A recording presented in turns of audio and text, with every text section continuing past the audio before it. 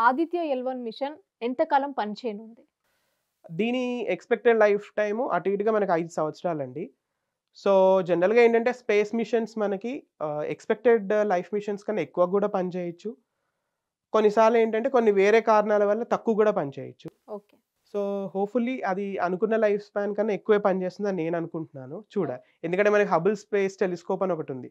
So, Hubble space telescope దాని life టైమ్‌ని మించి ఈ రోజుకి పనిచేస్తుంది. 30 ఏళ్లకు పైబడి అది పనిచేస్తుంది. అండ్ ఇప్పటికి సక్సెస్‌ఫుల్‌గా అది పనిచేస్తుంది. సో, చెప్పలేం మనం. కాబట్టి చూద్దాం సక్సెస్‌ఫుల్‌గా అయితే నాకు తెలిసి 5 ఇయర్స్ పైనే పనిచేస్తుంది. సో, అది దాటిందంటే అది ఇంకా ఒక సక్సెస్ అని చెప్పొచ్చు. ఓకే.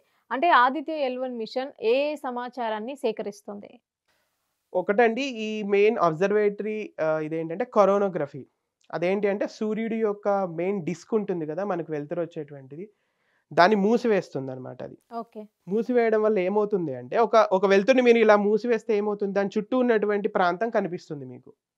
మీకు అర్థమై ఉంటుంది. ఒక దీపాన్ని మనం దాని వెలుతురుని మూసివేస్తే దాని చుట్టూ ఉన్న ప్రాంతం కనిపిస్తుంది. అదే విధంగా ఇక్కడ సూర్యుడిని మూసివేయడం వల్ల, ఆ డిస్క్‌ని మూసివేయడం వల్ల సూర్యుడి చుట్టూ ఉన్నటువంటి వెలుతురు మిగతా ప్రాంతం అనేది కనిపిస్తుంది. అదే దాని వాతావరణం. దాన్నే కరోనా అని పిలుస్తారు. ఓకే. ఇది చాలా ఎక్కువ వేడిగా ఉంటుంది. దాదాపు 2,000,000 కెల్విన్‌లు ఉంటుంది. సో, అక్కడ కరోనల్ మాస్ ఎజెక్షన్స్ అనే విస్ఫోటనాలు జరుగుతూ ఉంటాయి. అవి ఎందుకు జరుగుతున్నాయి?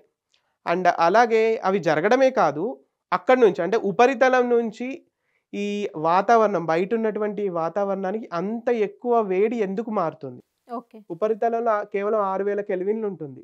6,000 నుంచి 2,000,000లకు మారడం అంటే అక్కడ ఎంతో డైనమిక్ ప్రాసెస్ జరగాలి. సో, అది ఇప్పటికి ఓపెన్ క్వెషనే. సో, దానికి కారణం వెతుకుతున్నాం. సో, అదొకటి అలా స్టడీ చేయడం. అలాగే ఈ సూర్యుడి నుంచి ఎప్పటికి మన వైపుకి అంటే చుట్టూ ఉండేటువంటి అంటే ఇంటర్ ప్లానెటరీ స్పేస్ అంటాం. సో, సూర్యుడు ఎప్పుడు సోలార్ విండ్ అని ఉంటుంది. ఆహ్, సూర్యుడి నుంచి వచ్చేటువంటి తుఫాన్ ఏదైతే ఉంటుందో, దాన్ని గూడా పరిశోధించడానికి మనకు వీలవుతుందనమాట. సో, ఆ వస్తున్నటువంటి చార్జ్ పార్టికల్స్ ఏవైతే ఉన్నాయో, సో, అవి ఏంటి? అవి ఎంత స్పీడ్‌తో వస్తున్నాయి? వాటి టెంపరేచర్ ఏంటి? అనేది కూడా పరిశోధించబోతుందిది. సో, ఇది పరిశోధించడానికి దాదాపు 7 పేలోడ్స్ ఉన్నాయి. ఓకే. అందులో వివిధ డిటెక్టర్స్ ఉన్నాయి. ఒక్కొక్క దాని పని ఒక్కొక్క అంటే పరిశోధించడం, దాని నుంచి వచ్చినటువంటి ఇన్ఫర్మేషన్‌ని మనకి కంటిన్యూయస్‌గా పంపించడం. సో, ఇదెప్పుడూ ఎర్త్‌కి కంటిన్యూయస్‌గా ఇన్ఫర్మేషన్‌ని పంపడానికి కూడా వీలుగా ఉంటుంది. ఈ ఎల్1 అనే పాయింట్. ఓకే. అంటే ఈ సమాచారం వెంటనే మనకు తెలిసిపోతుందా? లేకపోతే అంటే ఇంత టైం అని ఉంటుందా? జనరల్‌గా అండి ఇప్పుడు సింపుల్‌గా ఒక చిన్న లాజిక్ ఏంటి అంటే, సూర్యుడి నుంచి మనకు వెలుతురు రావడానికి 8 నిమిషాలు పడుతుంది. ఓకే. అది మీకు తెలిసే ఉంటుంది కదా! సో, అలాగే అంటే మామూలుగా మనకి శాటిలైట్ పంపించిన తర్వాత, అది కలెక్ట్ చేసేటువంటి ఇన్ఫర్మేషన్ వివిధ శాటిలైట్స్ ఉంటాయి. వివిధ శాటిలైట్స్ ఏంటి అంటే, అవి ఉండే ఎత్తుని బట్టి, అవి ఉన్న ప్రాంతాన్ని బట్టి ఇన్ఫర్మేషన్ అనేది మనకి రీచ్ అవుతూ ఉంటుందన్నమాట. సో, మన భూమి చుట్టూ ఎన్నో ఉన్నాయి అలాంటివి. ఇప్పుడు ఇస్రో పంపించినటువంటి ఎన్నో శాటిలైట్స్ కంటిన్యూయస్‌గా భూమిని చూస్తూనే ఉంటాయి. అవి ఇన్ఫర్మేషన్ ఇస్తూనే ఉంటాయి. అలాగే ఇటువంటి మిషన్స్ చంద్రయాన్ కావచ్చు, ఇది కావచ్చు. ఇవేంటి అంటే స్పేస్‌లో ఉంటాయి. కొంచెం దూరంగా ఉంటాయి భూమికి. ఓకే. సో, వీటికేంటంటే స్పెసిఫైడ్ టైమ్ ఉంటుంది. ఆ స్పెసిఫైడ్ టైమ్‌లో మనకి ఇన్ఫర్మేషన్ అనేది పాస్ చేయడం జరుగుతుంది. ఇదేనే కాదు ఎటువంటి స్పేస్ మిషన్ అయినా సరే, మనకొక స్పెసిఫిక్ టైమ్‌లో మనకు ఆ ఇన్ఫర్మేషన్ అనేది వస్తూ ఉంటుంది. ఓకే.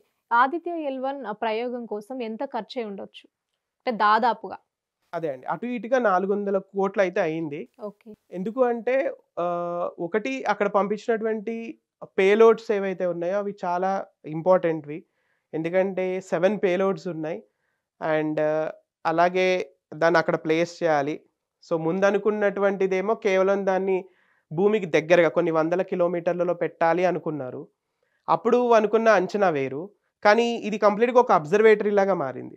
ఒక పరిశోధనా కేంద్రంగా మారింది కాబట్టి, సో, దాన్నక్కడ పంపడం, దాన్నక్కడ ఉంచడానికి అయ్యే ఖర్చు డిఫరెంట్‌గా ఉంటుంది. Especially payloads. ఓకే. అవి ఇన్‌స్ట్రుమెంట్స్ చాలా డైనమిక్‌గా ఉంటాయి. రెండోది చాలా ఇంపార్టెంట్ ఇన్‌స్ట్రుమెంట్స్ కాబట్టి స్పెక్ట్రోమీటర్ అవ్వచ్చు, ఆహ్, ఏ ఏ మన అనలైజర్స్ అవ్వచ్చు. ఆ డిటెక్టర్స్ అనేవి సైంటిఫిక్‌గా ఎక్కువ కాలం మన్నికగా ఉండాలి కాబట్టి, సో, అది. ఇంకా నాకు తెలిసి వేరే దేశాలతో పోలిస్తే ఇస్రో చాలా తక్కువ ఖర్చుతోనే దీన్ని పంపించిందని అనుకోవాలి. ఓకే. అంటే ఈ 'ఆదిత్య ఎల్1'లో ఉన్న 7 షేడ్స్ అనేవి ఎక్కడ తయారు చేస్తారు? ఎలా మీరు సేకరిస్తారు? అంటే దీన్ని. అంటే జనరల్‌గా ఏంటంటే అండి ఇస్రో ఎప్పుడు గూడా అంటే ఇస్రో సెంటర్స్ ఉన్నాయి. యూఆర్ రావు శాటిలైట్ సెంటర్ కావచ్చు, లేకపోతే తిరువనంతపురంలో ఉంది మనకి. అలా అయితే ఈసారి ఏంటంటే కేవలం ఇస్రో సెంటర్సే కాదు. స్పేస్ ఆస్ట్రోనమీ గ్రూప్ అని ఉంది యూఆర్ రావుది. సో, అది వాళ్ళు అలాగే ఐఐఏ అని ఉంది. ఇండియన్ ఇన్‌స్టిట్యూట్ ఆఫ్ ఆస్ట్రోఫిజిక్స్ అని ఉంది బెంగళూరులో. వాళ్ళు కాంట్రిబ్యూట్ చేశారు ఒక పేలోడ్‌కి. అలాగే మనకి అయూకా అని ఉంది పూణేలో. వాళ్ళు, తర్వాత ఫిజికల్ రీసెర్చ్ లాబొరేటరీ అని ఉంది అహ్మదాబాద్‌లో. వాళ్ళు కాంట్రిబ్యూట్ చేశారు. ఏది ఇస్రో సెంటర్స్‌తో పాటు. అలా మొత్తం 7 పేలోడ్స్‌కి డిఫరెంట్ డిఫరెంట్ సైంటిస్ట్‌లు వాళ్ళు కాంట్రిబ్యూట్ చేయడం జరిగింది. డిఫరెంట్ ఇన్‌స్టిట్యూట్స్ నుంచి. So, yeah! ప్రతి పేలోడ్స్‌కి అంటే ఇంత అమౌంట్ అనేసి ఉంటుందా? లేకుంటే వాళ్ళు జస్ట్ నార్మల్‌గా సైంటిస్ట్‌లు జనరల్‌గా అంటే కాబట్టి మనకి యాహ్! ఆబ్వియస్‌లీ ఒక్కొక్క దాన్ని తయారు చేయడానికి ఖచ్చితంగా ఇంత అమౌంట్ అనేది ఖర్చవుతుంది. ఓకే. కాతే మనకేంటంటే ఓవరాల్‌గా మిషన్ గురించి మనం మాట్లాడతాం. ఆదిత్య మిషన్ అన్నప్పుడు ఇవన్నీ ఇంక్లూడ్ అయ్యే ఉంటాయి అందులో. సో, ఒక్కొక్క దానికి అయ్యే ఖర్చు కాకుండా మనం ఓవరాల్‌గా మిషన్‌కి ఇంత ఖర్చయిందని చెప్తున్నాం. 'ఆదిత్య ఎల్1' మిషన్‌ని శ్రీహరికోట నుండే ఎందుకు పంపించవలసొచ్చింది? అంటే కారణం ఏంటి? ఒకటండి మనకి స్పేస్ లాంచింగ్ చేయడానికి ఆహ్, ప్రతి దేశంలో కూడా వివిధ ప్రాంతాలుంటాయి. ఓకే. ముఖ్యంగా ఈక్వేటరీ దగ్గరగా మనకు అనువుగా ఉండేటువంటి ప్రాంతం ఇది. ఏది మన కేరళ కావచ్చు, తర్వాత ఇప్పుడు మన ఆంధ్రప్రదేశ్‌లో ఉన్న శ్రీహరికోట ఆ ఐలాండ్ కావచ్చు. సో, ఇదేంటి అంటే ఆహ్, ఇస్రోకి మెయిన్ సెంటర్ అన్నమాట. అక్కడి నుంచి లాంచింగ్ అనేవి జనరల్‌గా చేస్తూ ఉంటారు. వివిధ సెంటర్స్‌లో తయారైనప్పటికీ గూడా బెంగుళూరు, ముఖ్యంగా బెంగుళూరు కేంద్రంగా ఇదంతా జరుగుతూ ఉంటుంది. బెంగుళూరు కేంద్రంగా మనకి మిషన్ ఆపరేట్ చేయడం కానీ, ఆ మిషన్‌లో నెక్స్ట్ వచ్చేవి జరిగేదాన్ని చూసుకోవడం కానీ చేస్తూ ఉంటారు.